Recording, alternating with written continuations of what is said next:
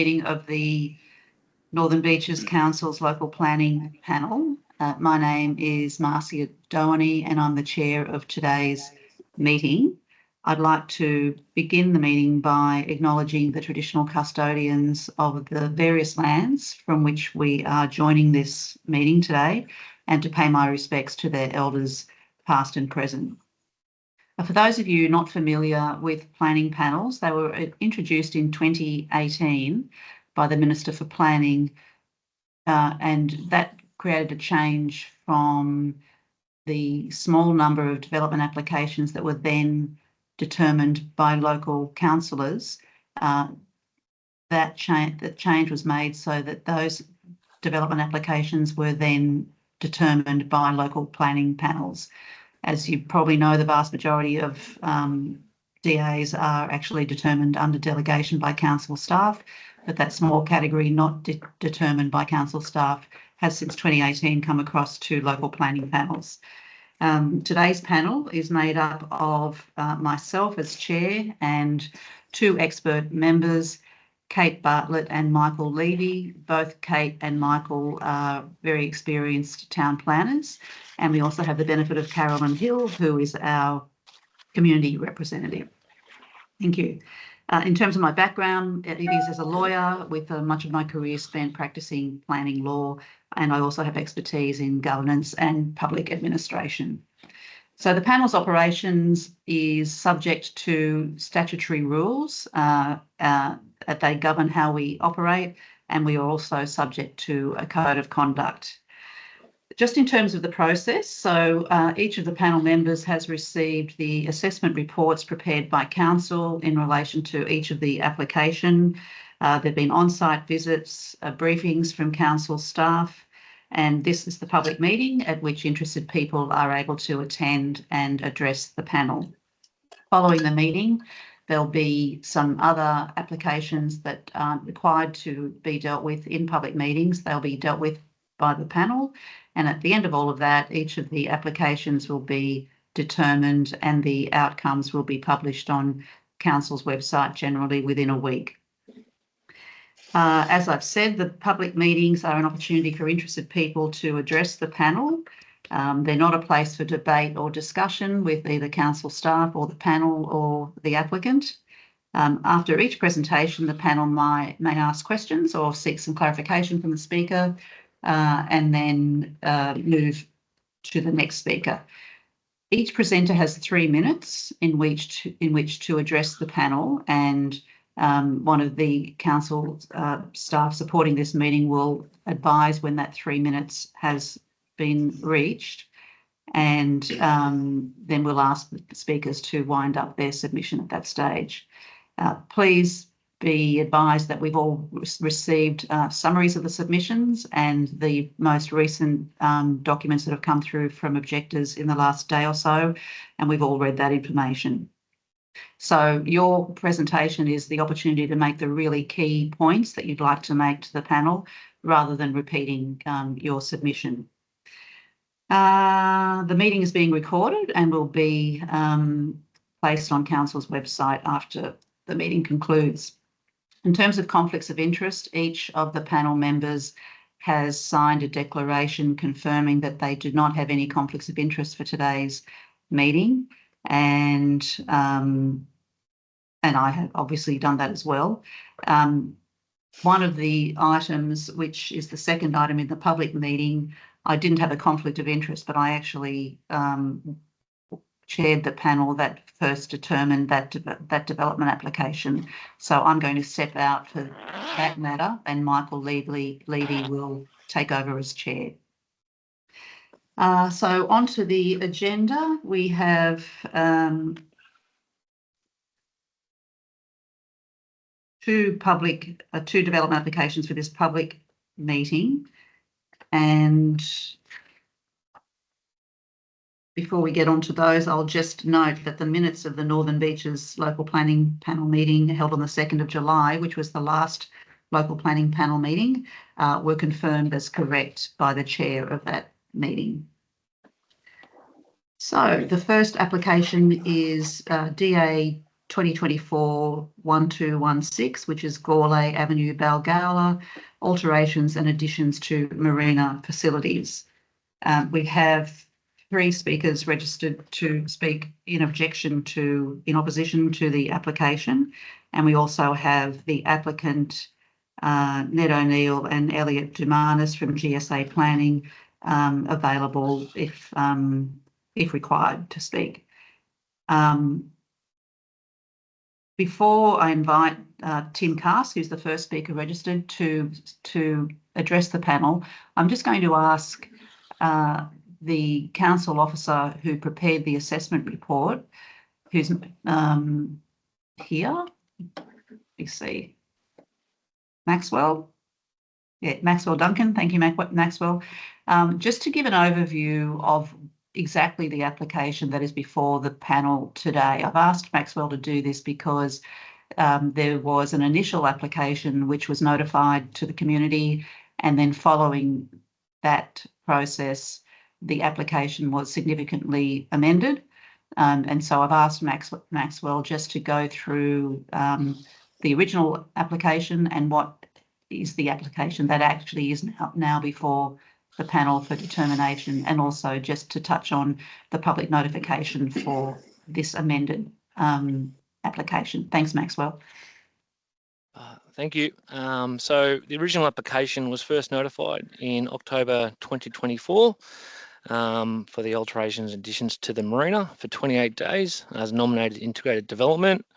The application was then amended and re-notified to all the original properties and all objectors in February 2025, with the amendments to the proposal including the following: reducing the maximum boat size from 32 metres to 15 metres.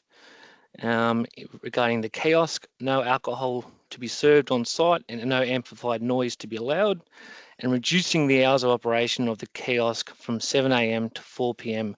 Monday to Sunday. We've conditioned with regarding the operation of the kiosk for those operating hours, and also confirmed by condition that no alcohol is to be served on site and no amplified music is permitted from the kiosk during operation. So just confirming those changes from the original development application to the amended application. Thanks very much, Maxwell. Can I just ask anybody who's not currently speaking to make sure that your phone is on mute, just to reduce the background noise for the meeting? Thank you, Maxwell. So now I will ask Tim Cask to address the panel. Tim, let's see if I can find you. Yep. Hi, Tim. And you've got 3 minutes within which to address the panel. Thanks very much. Thank you. I'll just check that you can hear me firstly. Yep, very good. Thank you. Firstly, I objection to the operating hours or the not serving alcohol and the basic use of the kiosk. My objection is solely relates to the proposal for a 50-metre wide channel to be created in the harbour. I'm on a boat at the moment, but just for what it's worth, and I've lived in the area for many years and boated in and out of North Harbour many times, both on motorboats and on sailboats. I really just don't see any need for a 50-metre channel. When the original application was made requesting boats to a length of 32 metres, it may have made sense, but now that the application has been amended with a maximum length of 15 metres, it seems completely unnecessary.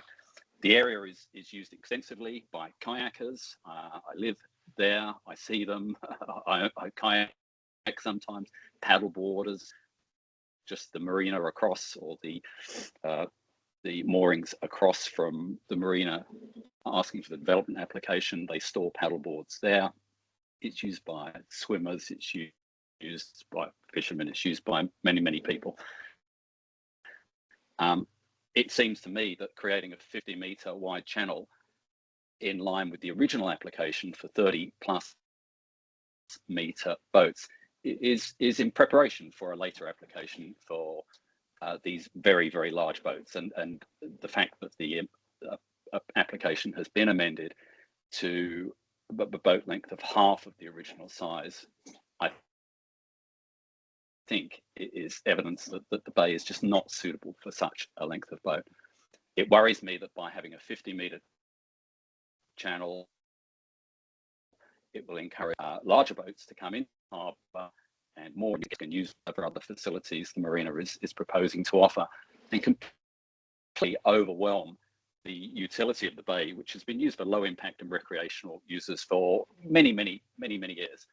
All of the years that Davis Marina, which was the owner of the current applicant's site, it worked well. It was an equilibrium between recreational, low impact activities and the needs of sailing boat owners using the marina.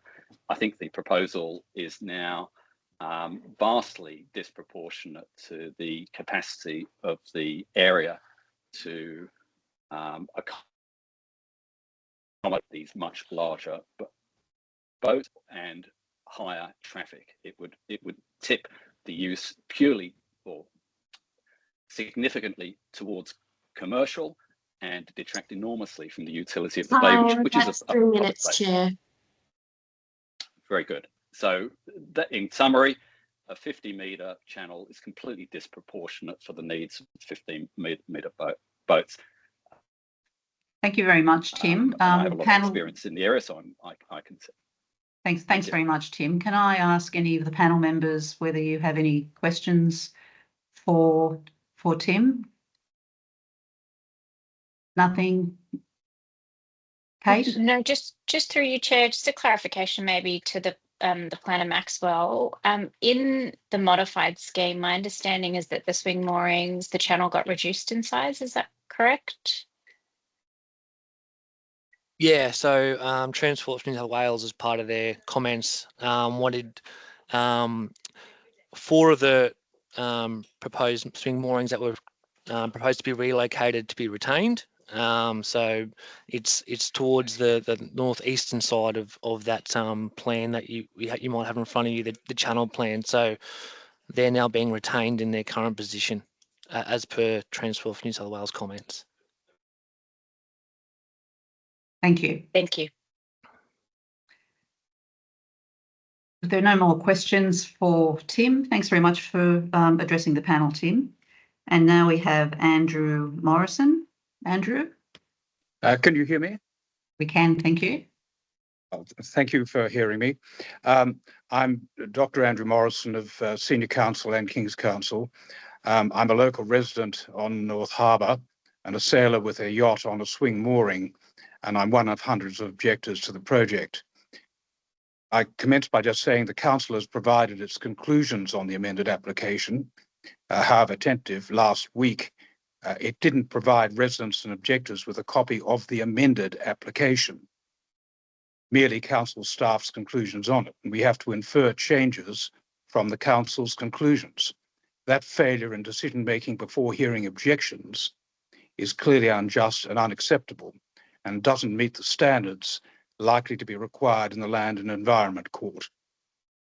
Secondly, the Council doesn't deal with the apparent breach of Australian Standard 3962 for interior channels within a marina. It merely says it's compliant, yet the standard requires a minimum width of 20 metres and a preferred width of 25 metres. With boats up to 15 metres long on the inner eastern arm and 12 to 14 metres long on the inner western arm, there will be less than 20 metres and considerably less for most of its length. Given that North Harbour is subject to strong southeasterly winds and swells coming through the heads, that's clearly inadequate for safe manoeuvring. And can I say that I agree with the last speaker about the inappropriateness and unnecessary channel. Thirdly, the design shows a motorboat berthed on the eastern side of the eastern arm on the 1 metre depth mark. It's outside the marina licensed area and would motor in and out of a beach used by families, including children, for swimming. The beach is small thanks to Council's stormwater drain above it, which has wiped out about a third of the sand. But it's also used not just by swimmers, but by kayaks, dinghies, and small craft. It's no place for a motorboat and makes it unsafe for the general public. Fourth, whilst the kiosk proposal as amended is a great improvement, it will still require staff and an extra 2 or 3 vehicles in Goulet Avenue, which is not referred to in the council's calculations. There is already inadequate parking, something like 22 places further up and 5 closer to the marina, and the loss of another 2 or 3 at any time, but particularly in peak hour, is totally inappropriate. Fifth, the design is clearly there to force those on swing moorings to use a berth in the marina at vastly greater expense. Given the long waiting list for swing moorings, it seems that marina profits come first. And sixth, the failure to provide... Chair, that's time. I'll just finish that sentence, if I may. The failure to provide the amended application to residents and objectors and provide sufficient time for a clear written response before reaching conclusions is a clear breach of natural justice, and I would suggest is unacceptable.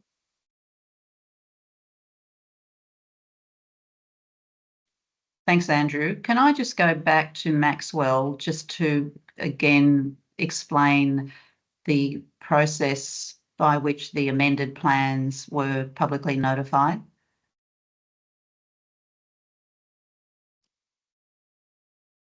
Yes, sure. I'll just I want to get something up, guys, if that's okay.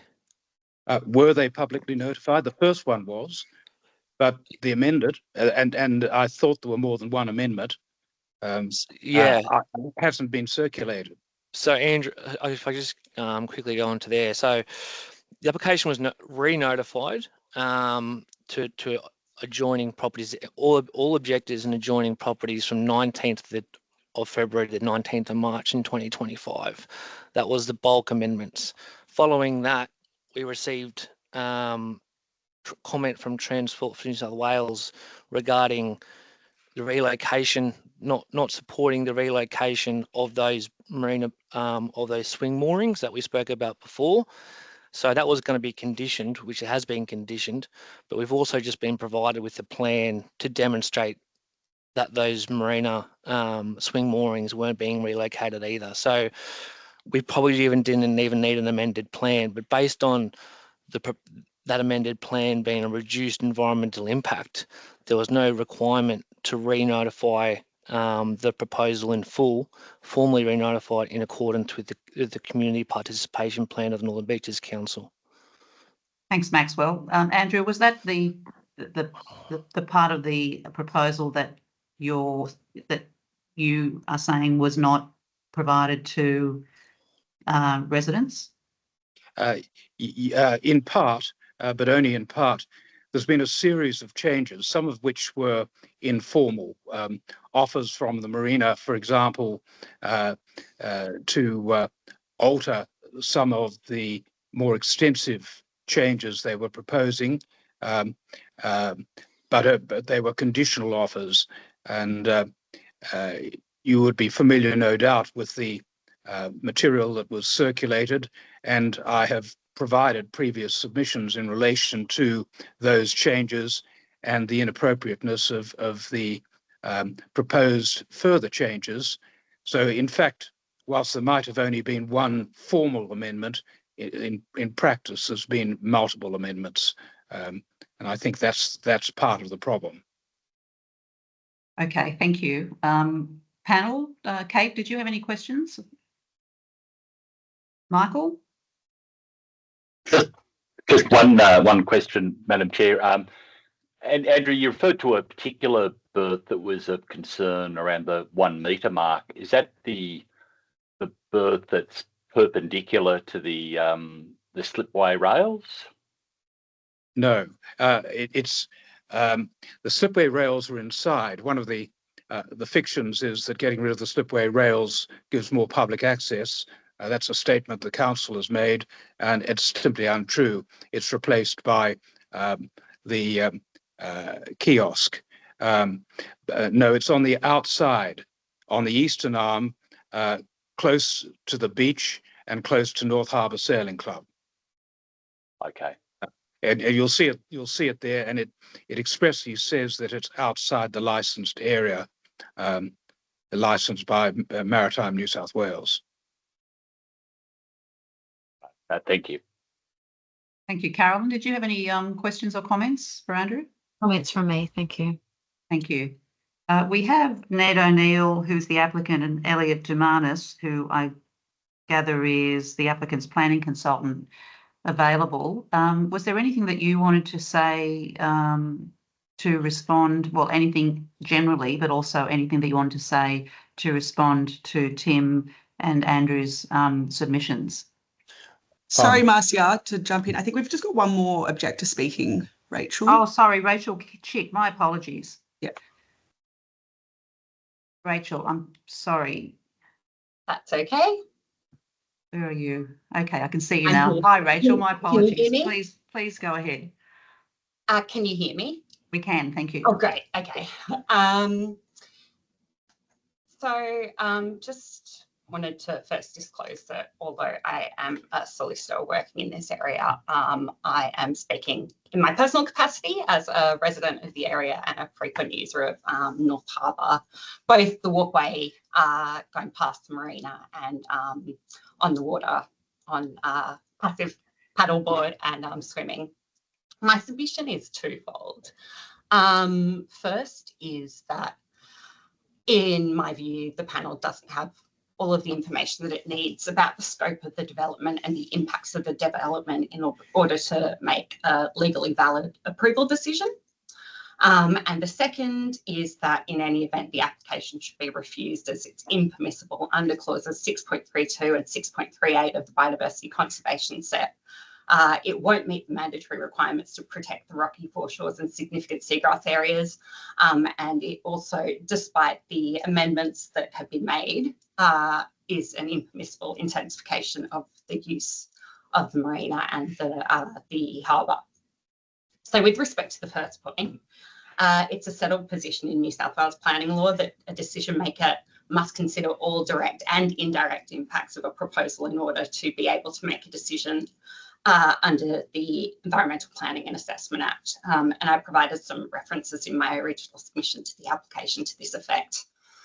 The information provided by the proponent in its statement of environmental effects is deficient in many respects and remains so. It doesn't provide enough information for the panel to consider all mandatory relevant considerations in relation to the impacts of the development. Due to the time constraints, I'll just mention two, but I note that these deficiencies go far beyond these two matters. For example, the marine assessment is extremely limited in scope. It addresses only the construction and not the use of the development. Therefore, the impact on the protected cove, including endangered seagrass, endangered turtles, and other protected species of the use of the amended development by larger boats. And I note that even though it's no longer for super yachts or boats up to 32 metres, the birds proposed are for larger boats and different types of boats to the swing moorings that are currently, yes, on swing moorings. The proposed channel, more people, the kiosk or cafe, it's not clear which, and associated marine plastic pollution. And I note that marine plastic pollution is a key threatening process for marine species such as sea turtles and seabirds. Those impacts of the use are entirely absent from the statement of environmental effects, the aquatic ecology assessment, and the department's. Sorry. Yeah, that's time. Assessment. Yeah. Rachel, if you can just make Well, your final sure. point. The traffic component doesn't consider the construction traffic and the specifics of the site, which is steep, a switchback. It's very limited. It's actually dangerous already, and construction traffic will be more dangerous. And as I mentioned before, the proposal doesn't meet the requirements of the biodiversity conservation SEP. Thank you, Rachel. Thanks very much, Rachel. Can I didn't have any questions, but did any panel members have any questions for Rachel? No. Okay, thank you very much, Rachel. Elliot and Ned, was there anything that you wanted to say to respond to the points that have been raised? Yes, hi, members of the panel. Thank you for your time. I'll briefly speak and I'll hand it over to Ned, who will also make a comment as well and address any of the objections specifically. But can I ask you to include, in particular, the point about the width of the panel and whether the channel and whether that's actually required? Yep, no problem at all. I'll generally go over all the key points that have been raised, and then we can specifically answer those questions as well. So first, I'd just obviously like to confirm that we concur with the thorough assessment contained in the council officer's report and, of course, the recommendation of approval and all the accompanying conditions. We do not wish to challenge any of the recommended conditions of consent. I'd just like to make it clear that the proposal has been carefully assessed and found to be consistent with the relevant planning provisions and controls outlined in the Manly LEP, DCP, the Harbour Foreshore and Waterways Area DCP, and the applicable state environmental planning policies. We note that concerns have been raised regarding the scale and nature of the proposal. With respect to the water-based component, the existing marina comprises of 2 berthing arms with 35 berths, 2 slipways and 51 commercial swing moorings. The proposal increases the number of berths to 44 and removes the slipways and removes 10 commercial swing moorings. However, retains all the other existing swing moorings in the current locations as required by Transport for New South Wales. The amended proposal reduces the total number of vessels from 86 to 85. All new berths integrated within the existing arms.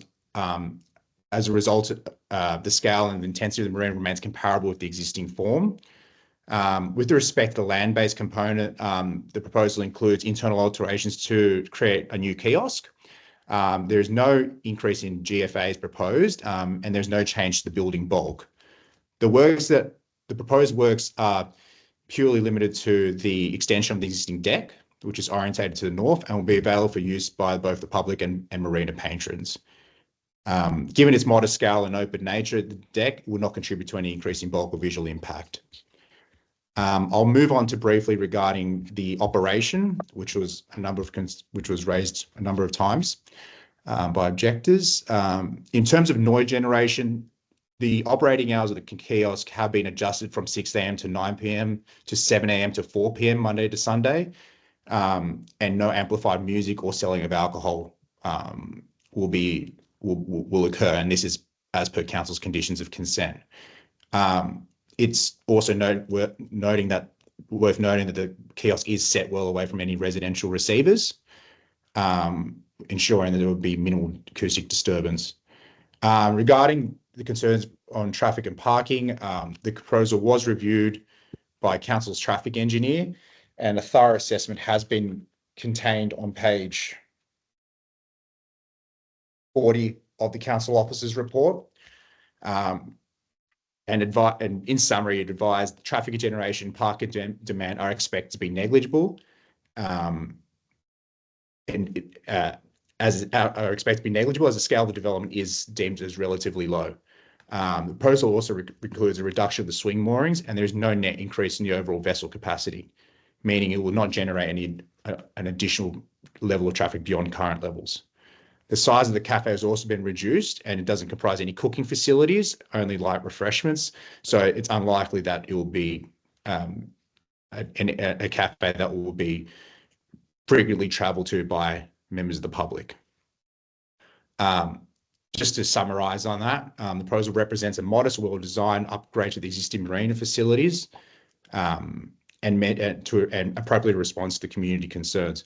The application has been thoroughly assessed by council's relevant teams and all relevant external authorities, including Transport New South Wales, Department of Primary Industries and Fisheries, and Environmental Health, which have all raised no objections or issues with the proposal. That's all from me, but I will hand over to Ned, who will also just provide a brief response to some of the key concerns raised. Thank you. Thank you, Elliot. Just before we hear from Yep. Ned, I just wanted to Yep. see whether any of the panel members had any questions for Elliot.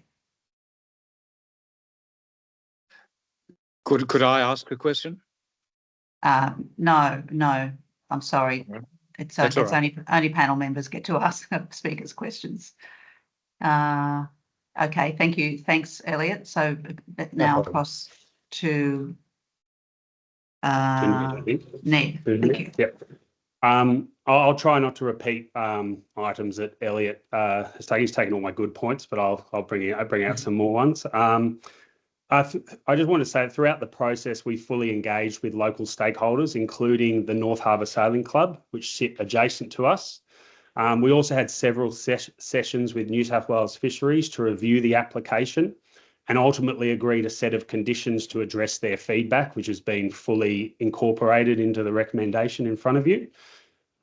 It's through this extensive consultation process that we developed significant amendments to the proposal, and ultimately the application was formally amended on the 29th of January 2025, and there is no other amendment that we have made. The only other amendment has been based on Transport for New South Wales or putting forward a condition that said none of their private swing moorings can be moved, and therefore no 50-metre channel will be created. So I know that's something that came up in, I think, the first Mr. Tim Cars's objection. So just to be crystal clear, the 50-metre channel is not created because the private moorings on the eastern side of the bay, which are private moorings, are not being relocated. The application has been notified twice. The second time was in February in its amended form, and that notification was a lot wider. We also, myself personally, undertook 130 letterbox drops and spoke to many local property owners during that that process. And I must say that the response was overwhelmingly positive. We also took the time to write to each objector that provided contact details in their submission to highlight any factual errors in their submission and also offer one-on-one briefings to discuss the proposal further. What we found was that the objections were still referencing the originally submitted plans, and quite often they weren't aware of the amendments or the details of the application. So we hope that writing directly to them and also doing our letterbox drop, and this was also prior to the second notification, would help correct some of that misinformation that was out there. Just looping back to some of the previous comments, I think I've touched on Mr. Tim Carson's points. In relation to Dr. Andrew Morrison, amended plans were actually shared directly with him. We confirmed that the proposal is fully compliant with the Australian standard, and that's actually part of the consent conditions. And we also have our leading marine engineer who actually sat on the panel when the Australian standard was developed. He is the one that has designed all of the proposed structures. We also, as I said before, we sat down with New South Wales Fisheries several times, and all of the berths, including their depths, have been approved by them. And there are no berths that sit within no berths that sit within a 1 metre depth. They all sit outside of that. And we've accepted conditions which put specific depth requirements on each of the berths. And as I said before, there's only been one set of changes made by us as the applicant, which I think we went to an exhaustive process to try and fully communicate that with the public and the local stakeholders. And then the only other change is, as I said before, is Transport for New South Wales not letting their private moorings be relocated, and therefore no 50-metre channel is created. I can confirm that the kiosk is only a kiosk and not a cafe. There are specific consent conditions which deal with that point and put restrictions on what that kiosk can be and what it can't be. The majority of the construction for this will be prefabricated off-site and delivered by water. So the construction impact or access to the site will be predominantly by water, with only utility vehicles and some sort of staff members who don't come by water accessing the site during that period. And then my last point was just about the sort of overall environmental impact. I think the big benefit of this is we're replacing a old non-compliant slipway that has no bunding, no catchment for anti-fouls. We're replacing that, taking that away, and I think that will have a huge environmental benefit to the local bay, and that has been picked up in the assessment report. So I think that's covered off the points that I sort of took notes on during listening to those three objectives, and I thank you for their time. And once again, I'd like to thank Council for their detailed assessment report, and we fully support the recommendation for approval and the proposed consent conditions. If there's any further questions you have for me, I'm happy to answer any further questions. Thanks very much, Ned. Panel, do you have any questions for Ned? Yes, Kate. Thanks very much. Through you, Chair. Just a question with the existing slipways, because I can see from the aerial imagery and when I've been down there, they're, as you say, very old and rusted and likely have issues there. They're not currently used at all, are they? They're just no. So used at all. Yeah, sorry. Kate, we when we first took over, they were operational. We undertook our own sort of safety assessment, and after sort of fully learning how that facility was working, both from a safety and from an environmental point of view, we made a conscious business decision to close the slipway. That was a decision that we made, which we thought was in the best interest of the asset, the local sort of area, and so it hasn't been functional since about 2 weeks after we took over. Okay, thanks very much. Madam Chair, could I just raise one matter with you? I'm looking at the International Marina Consultants plan, and that shows the 1 metre contour running right past the end of where the 10 metre boat is moored alongside on the outer side of the eastern arm. Now that's emanated from the applicant. So when they say it's not 1 metre, their own plan says otherwise, and that their own plan also indicates problems in respect of the internal scale for compliance with the Australian standard. And all they have done is simply say we comply, and the council has said they comply. No one has dealt in detail with the measurements, and that's a very real concern. As I said earlier, Andrew, this isn't a forum for sort of discussion to and from the speakers and the objectors, but I will ask whether Ned or Elliot have anything to say in response to that last point from Andrew. Yeah, I respectfully, Andrew, I completely disagree. Part of the design is that no berth sits within 1 metre. So put a consent condition on this saying no berth inside 1 metre, absolutely fine, because that's the way it's been designed.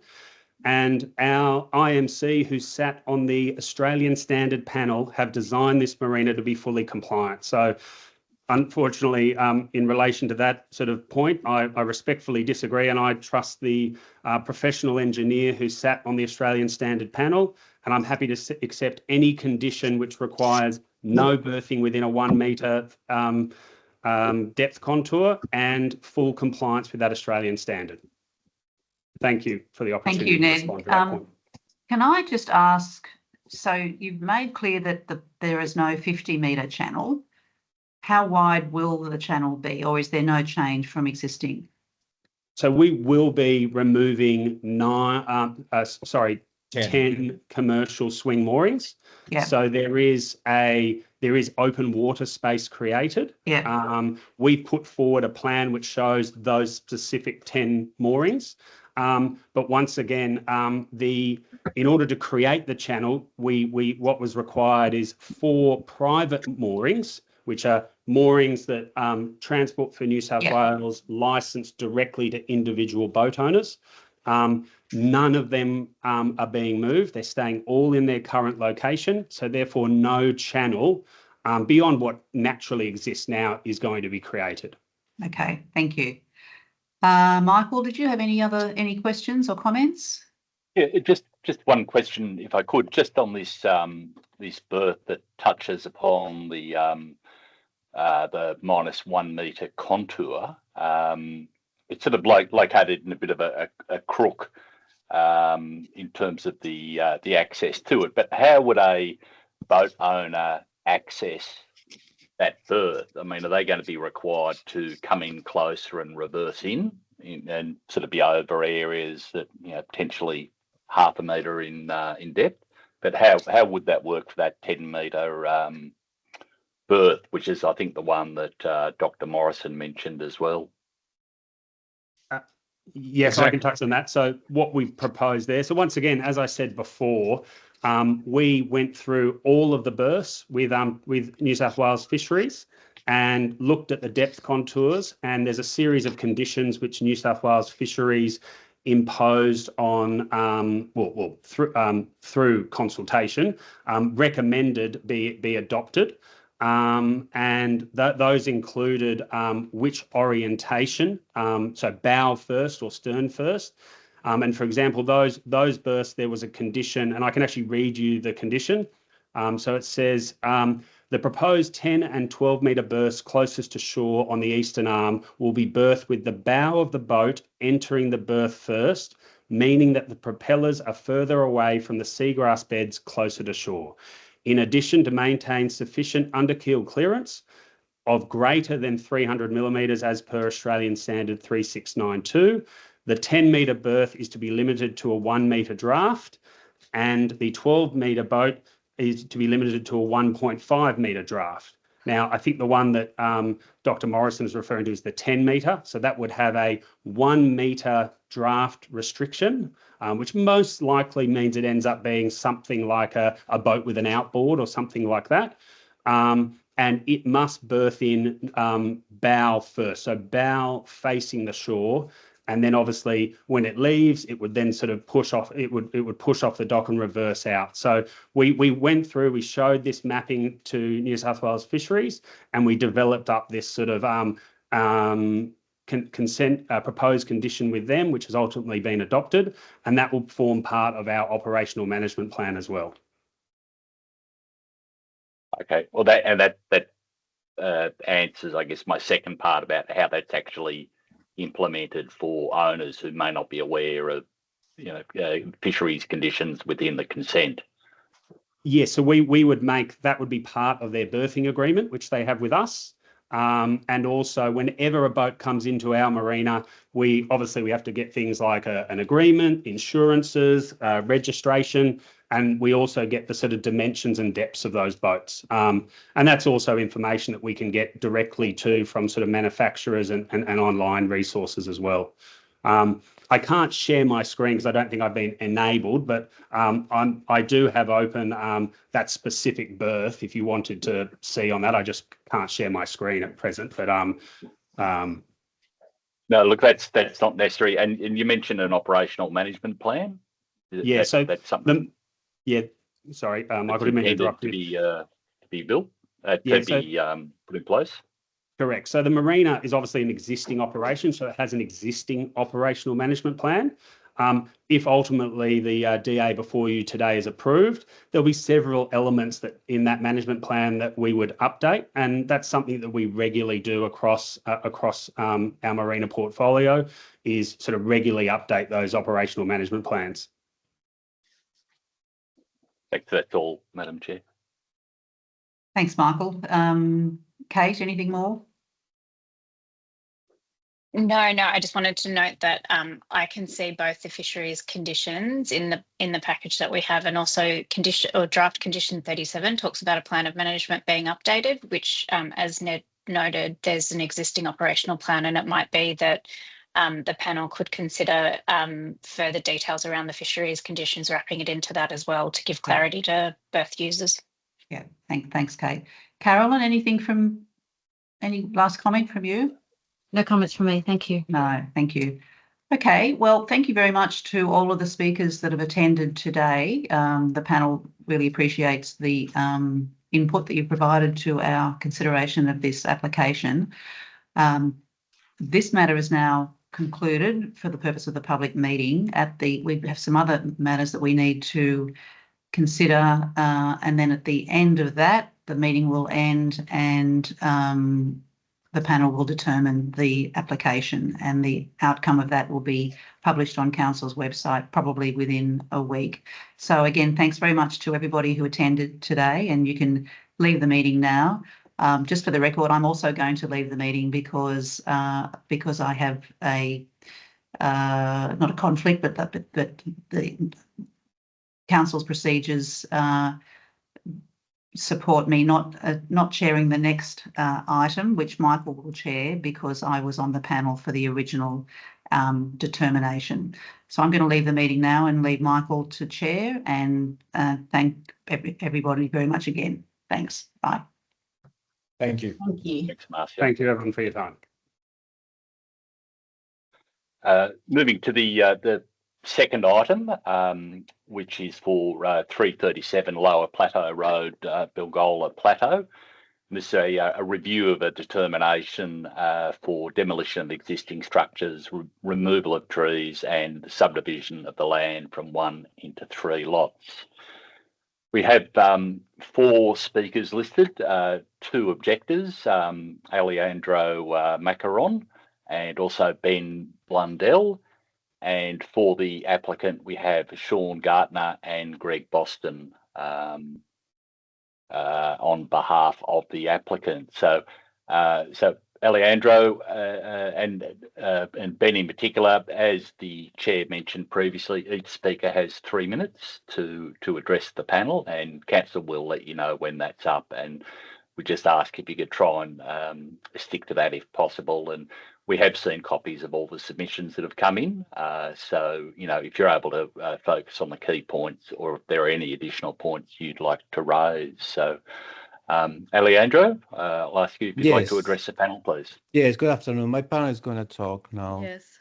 Yeah, dear panel members, thank you for listening to us and our concerns. As you know, we are objecting the project, and we actually have permission to speak on behalf of several neighbours that are objecting this project, and unfortunately cannot attend the meeting today because of work commitments, but they have specifically asked us to also reiterate that they're supporting the points that we are going to make today. I'm not trying to repeat all the details, but I would like to refer to the very, very good paper that was submitted by Matt and Emily Field that really lists the key points and also all the details and references of the concerns that we all have as neighbours and residents in the area. The key points obviously are multifold. So we have the big environmental impact that we all have concerns of. We live in this area because we appreciate the near rainforest that we are living in, and it will have a huge environmental impact due to the removal of trees, the impact on the fauna and flora, but also on the stormwater and potentially nature disaster situations that we might face. And the privacy that we might lose, given that there's lots of loss of trees. The second point is the safety, particularly around the driveway issue, that the details have been raised before. You're well aware of those, but obviously it will impact on the traffic, not only during constructions, but probably long term. And we also have very, very grave concerns for the access for emergency vehicles, particularly fire trucks that may need to go down there. There's now 3 houses, so 3 times the risk of house fires and access of these vehicles. And then if there's fires, they might spread easier to our properties too. The sustainability of the traffic lights for the entry, these premises would have parking for 8 cars, I believe, and they just think that they can manage properly the entry in the very narrow driveway with traffic lights. I find that quite really incredible, to be honest. And we would really like encourage the panel members to do a site visit and look at the entire impact of this project. So we have several individual points, and they can be addressed, but also it should be looked at the total impact of the area and the neighborhood that appears to be totally out of proportion for what this area is. And we also feel that there's a lot of uncertainty and unknown facts in every single aspect. So if you take this all into consideration, looking at the entire project, we feel this is out of proportion for the area. There's lots of uncertainty, a lot of unsafe issues. Chair, that's time.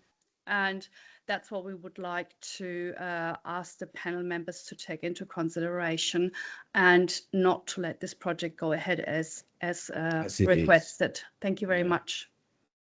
Thank you. Thank you for that. And sorry, for the purposes of the minutes, could I just ask your name? So my name is Tatiana Kilo. Thank you. Now, if you could just hold on, I'll just ask if other panel members have any questions. Okay. No? And Carolyn? My apologies, my camera's just not working, but no questions from me. Thank you. All right. Thank you. Thank you for that presentation. The next speaker we have listed is Ben Blundell. You there? Oh, yeah, that's me. Hi, Ben. All right. Hi there. If you could start, please. Well, the main thing for me is landslip, and I live above the property. So for me, it's not just academic. And I know that my parents live at Clontarf, and there was a landslip on Amiens Road that blocked the road for 3 to 6 months. That was a compliant development. It just caused landslip anyway. And, you know, that's not just academic for someone like me who lives there. My other one is the access, of course, which is the narrow driveway, cars, trucks going up and down during construction will be a disaster. But, you know, that's surmountable. But the idea of permanent private traffic lights, I think, is unique. I don't know if anywhere in the Northern Beach, I don't think I've ever seen it in private dwelling circumstance anywhere in the world. But it'd be outside my house as my access point. So cars waiting on the top for the red light to go green. There's also 10 metres also of vision for anyone coming around the blind corner up a crest. And I can't see how that, and it hasn't been talked about in any of the reviews, the hundreds of pages I've seen. No one's mentioned this. And is there any precedent for it on the Northern Beaches to have the road effectively blocked by someone waiting for it? It's like putting a road system on the road. If you've got a red light at the top of the driveway, someone wants to come down the driveway and waits on the road outside my house, it's dangerous. And multi-car pile-up, Russian roulette, sitting duck, whatever words you want to use. And I don't think that's surmountable in any way. And I don't know anywhere in the world where that's been done. I mean, there's DY, Brookvale, Manly, commercial areas that have areas with higher traffic than us. But this is, as far as I can tell, a life and death situation that I don't see any way around that, other than having the people. No, I can't imagine it. So that's the big thing for me, and it hasn't been mentioned in any of the reports so far, the effect on the road, not just on the driveway itself. That's all I have to say, really. Thanks, thanks, Ben. Are there questions from panel members? And I think, Ben, some of those questions you've raised and also the previous speaker, we will ask the applicant if they're able to respond to that. But are there any questions that have been from panel members? It would just be good to hear the applicant's response to some of the issues raised. Thank you, Chair. Yes. Carolyn? No questions from me. Thank you. Thank you. All right. We have Sean Gartner, applicant, Greg Boston, planner. I'll leave it to you how you'd like to approach it, but in particular, it would be good if we could have some responses to some of the issues raised. And some of the particular things that came out was access by emergency vehicles on the driveway, and also to the site distances and the potential for cars to queue on the road. I mean, there are other points raised, but they're two particular issues, it'd be good if we could get a response. So I'll leave it to you guys. Yeah, Sure. no, thanks, Mr. Chair. Look, I might just lead off. As the panel's aware, this is a review application. There's also a concurrent appeal which was filed simply to give council the additional time necessary to assess and determine the application. And we'd be hoping that if the application is endorsed by the planning panel, that those proceedings would be discontinued.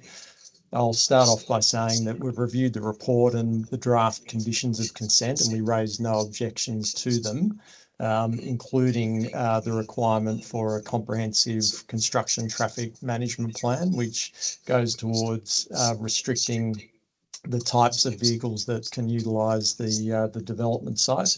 And also note that whilst there were concept dwelling house designs provided, given the reasonably constrained nature generally of the site, that those dwelling houses don't form part of this application, and they would be subject to future applications, which will be notified to neighbours, and issues such as privacy and solar access would be able to be addressed.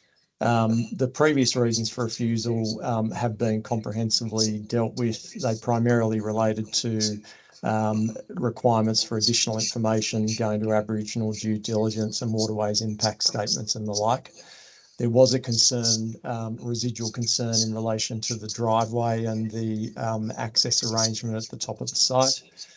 You'll note that on Plan DA02 that there is sufficient width within the access handle at the top of the site for cars to pass without having to queue onto the road reserve. And given the relatively small-scale nature of the subdivision in terms of additional lots created, both the applicant's traffic consultant and council's traffic engineers are comfortable that what is happening at the top of the site in terms of potential queuing isn't going to have an adverse impact on traffic flows generally along Lower Plateau Road. Previously, there was some elements located on adjoining properties up at the top of the site. They were drafting errors and have been remedied by the documentation before you. In relation to landslip, the application was supported by a comprehensive geotechnical report just to demonstrate that the subject sites were capable of being developed. Of course, when future applications for site-specific dwelling houses are submitted, they will need to be accompanied by geotechnical reports as well, going towards construction methodology and the like, and also potentially dilapidation reporting, both pre and post construction. And we would anticipate that as just a standard condition from council. Apart from that, biodiversity, that has now been comprehensively dealt with and signed off by council's biodiversity team. And as I said, the residual issues that formed reasons for refusal of the original application have been comprehensively dealt with, both by the applicant and also assessed and addressed in the report before you today. Apart from that, really here just to answer any questions that the panel might have. Sean Gartner, the architect, is also here if the panel has any questions that you want to direct towards him. Thank you. Thanks, Greg. Did you want to make any further points, Sean?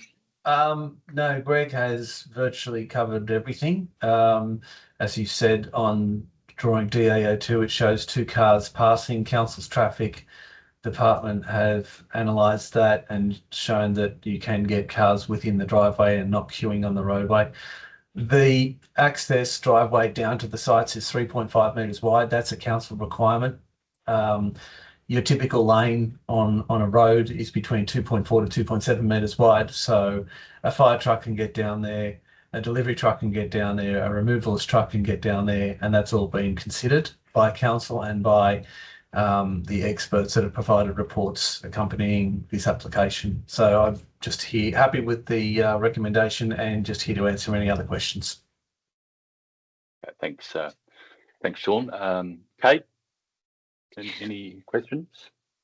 No, I just did want to note, just there was one of the objectors raised the question about whether these sorts of private traffic light signals occur in other parts of Sydney. Whilst they might not be common in this part of the Northern Beaches, I have regularly seen them, and they are designed in a manner that will obviously preference the existing traffic on the public road as opposed to the access way, and the traffic report talks to it in some detail as well. Thank you. And Carolyn?